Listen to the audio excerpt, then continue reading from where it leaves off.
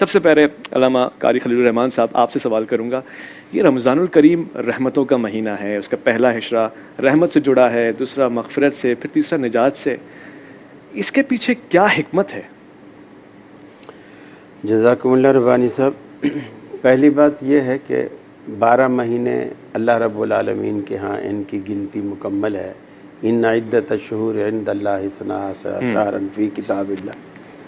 उन 12 महीनों में फिर अल्लाह रब्बुल आलमीन ने कुछ महीनों को एक अलग अलग खुसूसियात से नवाजा। सही।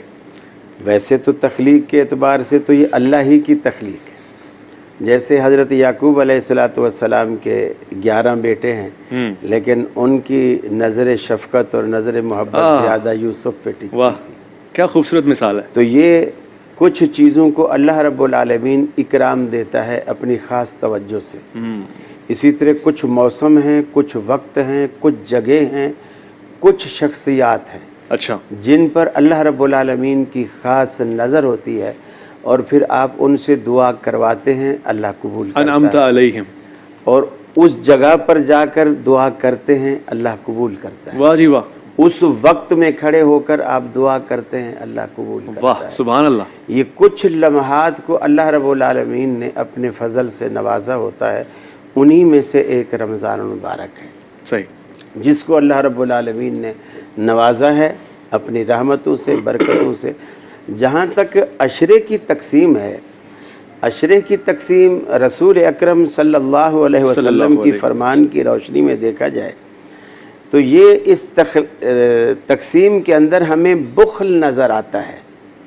और रसूलुल्लाह सल्लम का जो फरमान है वो पूरे का पूरा रमज़ान रहमतों से भरा हुआ है, बख्शिश से भरा हुआ है और इत्कुम मिनन नार यानी दोज़ख से निजात से भरा हुआ है। मैं आपसे रब्बानी साहब ये अगर सवाल करूं, अगर पहला अशरा रहमतों का है और मैं पहले अशरे में अल्लाह से बख्शिश मांगूं तो अल्लाह ये कहेगा तू एडवांस जा रहा है, वो अशरा तो अभी आने वाला है। सही। और मैं दूसरे अशरे में मगफिरत की बजाय रहमत मांगूं तो अल्लाह कहेगा तू तो एक हफ्ता लेट हो गया है, रहमत वाला अशरा तो गुजर गया है। मैं आखिरी अशरे में अल्लाह रब्बुल आलमीन से दोज़ख से खलासी मांगूं, निजात मांगूं, अल्लाह कहेगा कि जी यानी आखिरी अशरे में मैं रहमत या मगफिरत मांगूं, अल्लाह कहेगा मगफिरत का अशरा तो पिछला था, इसमें तो नहीं है। तो ये तरतीब मुस्तनद शुना नहीं है? नहीं, ये तरतीब मुस्तनद नहीं है। पूरे का पूरा रमज़ान अच्छा रहमतों वाला है, बल्कि पूरा रमज़ान क्या मैं समझता हूँ अल्लाह ने जितने भी मौसम बनाए हैं जी सारे के सारे रहमतों से। आप कभी भी अल्लाह रब्बुल आलमीन से मांगेंगे, अच्छा, अल्लाह इनकार नहीं करेगा। बिल्कुल ऐसा नहीं है कि अस्तजिब लकुम, बेशक तुम्हारा रब तुम्हें कहता है कि मुझसे मांगो, मैं तुम्हारी ऐसा ही है। मगर क्या ऐसा नहीं है कि नाश्ते के वक्त नाश्ता मिलता है, खाने के वक्त खाना मिलता है और फिर रात का ताम तो एक अलग ऐसे ही होता है? लेकिन कोई नाश्ते में ही खाना खा लेते हैं। तज़किया नफ्स मेरे ख्याल कुरान का भी तकाजा है, दीन भी हमें इसी तरफ लेकर आता है।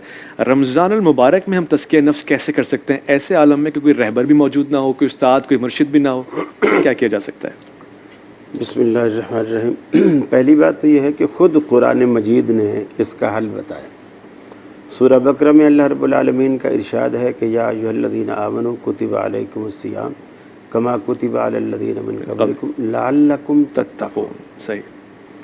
तो ये जो तक़वे की अपने अंदर तक़वा पैदा करना है, तक़वा एक ऐसी खुसूसियत और ऐसा जज्बा है जिससे इंसान नेकी की तरफ राग़िब होता है, गुनाह से बेरग़बत होता है और अल्लाह का डर और अल्लाह की उम्मीद उसके दिल में मौजूद होती है। बख्शिश की उम्मीद होती है, अज़ाब का डर होता है।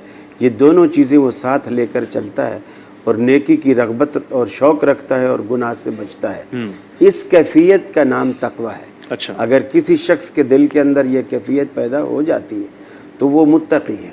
और ये कैफियत अल्लाह कहता है रोज़ा पैदा करता है, रोज़ा पैदा करता है, रोज़ा पैदा करता है कि हमने रोज़े तुम पर फ़र्ज़ ही इसलिए किए लअल्लकुम तत्तक़ून, ताकि तुम में वो तक़वा पैदा हो।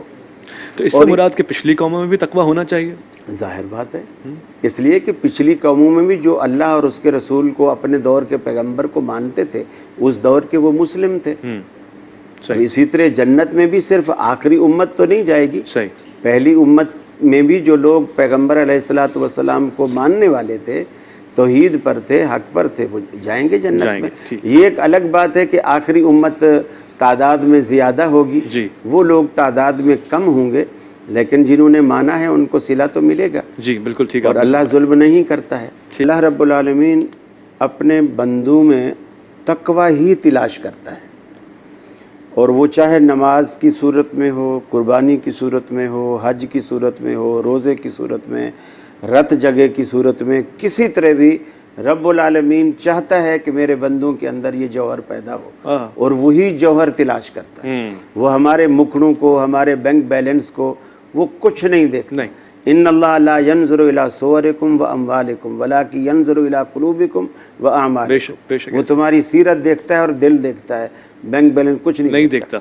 जिस तरह आदम अलैहिस्सलाम के दो बेटे थे, हाबील और काबिल, दोनों ने कुर्बानियाँ की और देग पका के बाहर रख दी, खुलूस किसी का, और दोनों ने अल्लाह रब्बुल आलमीन के लिए की। दोनों पैगंबर ज़ादे हैं, लेकिन एक कुर्बानी एक की कबूल होती है, एक की नहीं होती है। अल्लाह ने उसकी जो रीज़न बताई, इन्नमा यतक़ब्बलुल्लाहु मिनल मुत्तक़ीन, अल्लाह ताला हर ऐरे गैरे नथु खैरे की कुर्बानी कबूल नहीं करता। वो सिर्फ तकवा वालों की कुर्बानी कबूल। यहाँ मैं कुछ देर पूछना चाहूँगा, वो तो कह रहा है फमन यअमल मिस्काल ज़र्रतिन खैरन यरा, ज़रा सा भी खैर किया तो कबूल करूँगा। हाँ, यही चीज़ है ना कि अब दो भाई जब अल्लाह के लिए कुर्बानी कर रहे हैं, एक की कबूल हो रही है, एक की नहीं हो रही, और अल्लाह ये रीज़न बता रहा है कि मैं तकवे वालों की कुर्बानी कबूल करता हूँ। गोया अल्लाह रब्बुल आलमीन को एक दिल में तकवा लगा, दूसरे में नहीं लगा। अच्छा। अब जैसे हमारे यहाँ हर बंदा मुसलमान, मसलन रमज़ान के अंदर हम सारे नमाजी बन जाते हैं, हम बहुत सारे काम खैर के कर रहे होते हैं, बहुत सारी चीज़ें कर रहे होते हैं, अल्लाह से अच्छी उम्मीद रखनी चाहिए, लेकिन हर बंदे का अमल कबूल नहीं हो रहा होता। वो कुछ ख़ास बंदे हैं जिनके अमल कबूल हो रहे होते हैं, और कुछ खास बंदे हैं जो अमल ना करें, नियतें भी कबूल हो रही होती हैं, अमल से पहले ही उनका इरादा कबूल हो जाता है। लेकिन नियत ये ना हो कि भी अमल ना करूं, ठीक, नियत कर लूं सवाब मिल जाएगा, वो नहीं। अच्छी बात। यानी नियत की किसी वजह से रह गया, ठीक, तो अब उसको नियत पर भी अजर भी। ठीक है, बिल्कुल आपने ठीक कहा। और उर्फ़े आम में एक गलत फहमी है, मैं उसको दूर करना चाहता हूँ। कारी साहब को नात अच्छी नहीं लगती, ऐसा तो कुछ नहीं है कि कारी साहब नात पढ़ते नहीं हैं, ये खुद अपने उस पर तासुरात ऐसे नहीं देते जिस तरह हमारे यहाँ सुनी जाती है, वो ज़ौक़ नहीं है, ऐसा नहीं है। ऐसी बात नहीं है, माशाअल्लाह, अल्हम्दुलिल्लाह, ऐसी कोई बात नहीं। नात तो मैं समझता हूँ पूरा कुरान मजीद नात है। सुभान अल्लाह, माशाअल्लाह। सुनिए जी, नबी करीम सल्लल्लाहु अलैहि वसल्लम की तारीफ़ किए बगैर कोई भी मुसलमान रह नहीं सकता है। सुभान अल्लाह। और हमारा ईमान ही मुकम्मल नहीं हो सकता। सुभान अल्लाह, क्या खूबसूरत बात आपने की है। एक सवाल हमने वफ़े के दौरान उठाया था, उससे पहले भी उठाया था, और कारी साहब ने उसका यकीनन जामे जवाब दिया, मगर अभी तशनगी थी, प्यास थी, तो उन्होंने कहा मैं इसके बाद में अर्ज़ करूँगा। सवाल वही है कि जो थोड़ा सा भी अमा अगर किसी ने किया है, तो अल्लाह ने, जैसे कि आपने हज़रत आदम अलैहिस्सलाम के फ़र्जंद के बारे में फ़रमाया, एक का कबूल हो गया, एक का रद्द हो गया। मेरी नीयत भी थी, मालिक को पसंद नहीं आई, किसी की ज़्यादा अच्छी थी, तो क्या रद्द हो गई? उनकी इबादत भी रमज़ान में रद्द हो जाएंगी? जज़ाकल्लाह रब्बानी साहब, अल्लाह रब्बुल आलमीन जब किसी अमल को कबूल करता है तो उसकी कुछ शराइत हैं बुनियादी, जिन्हें अगर मोटी मोटी शराइत गिनी जाएँ तो वो तकरीबन 4 बड़ी शराइत। उनमें पहली शर्त है कि आमिल जो है वो साहिब ईमान हो, यानी उसमें ईमान हो, ईमान की हालत में वो अमल कर रहा हो। अच्छा। दूसरी शर्त ये है कि इखलास के साथ कर रहा हो। ठीक है। इखलास के मानी मैं ये अर्ज़ करूँगा कि जी, रिया मकसद ना हो, दिखावा मकसद ना हो, सिर्फ अल्लाह को खुश करना मकसूद। सही, रियाकारी ना हो, रियाकारी ना हो। तीसरी चीज़ कि उसका वो अमल जो है नबी करीम सल्लल्लाहु अलैहि वसल्लम के तरीक़ा कार के मुताबिक हो। अच्छा, यानी सुन्नत से मुताबिकत रखता हो, खिलाफ ना हो, खिलाफ ना हो। अच्छा। चौथी और आखिरी चीज़ कि वो जो शख्स ये काम कर रहा है, उसकी रोज़ी जो अपने पेट में डाल रहा है वो हलाल हो। ये बहुत कीमती बात आपने कही थी कारी साहब, बहुत कीमती बात है ये। देखिए, ये जो आखिरी बात है ना, नबी करीम सल्लल्लाहु अलैहि वसल्लम ने फरमाया है कि ऐसा शख्स जो हज करने के इरादे से एहराम बांधता है और तलबिया पुकारता है, अल्लाहुम्मा लब्बैक ला शरीका लक लब्बैक, अल्लाह कहता है ला लब्बैक वला सादैक, हो। इसलिए कि उसने कपड़ा भी हराम पैसे से खरीदा, अल्लाहु अकबर। एहराम भी उसी का बांधा, अस्तगफिरुल्लाह। टिकट भी उसी से खरीदा, सारे अखराजात ज़ादे राह भी उसी से लेके जा रहा है। हत्ता कि आपने फरमाया मुसाफिर की दुआ अल्लाह रद्द नहीं करता, ठीक ठीक मुसाफिर की दुआ अल्लाह कबूल करता है। ठीक। ये कहकर फिर आपने खुद एक मिसाल दी।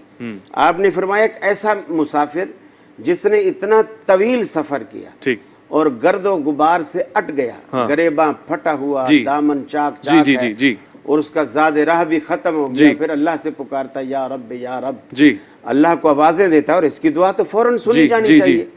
लेकिन अल्लाह ताला कहता है कैफ युस्तजाबु लिज़ालिक हाँ।